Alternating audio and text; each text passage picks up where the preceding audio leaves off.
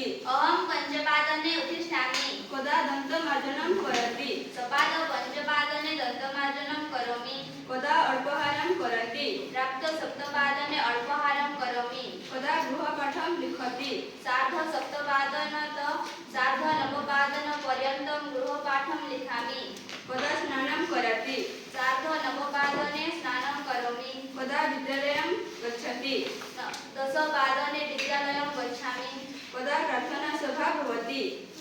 सपाद दशवादने प्रार्थना सभा भवति।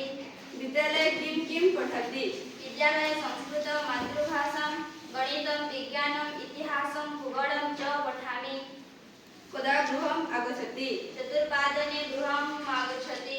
कदा क्रीडति।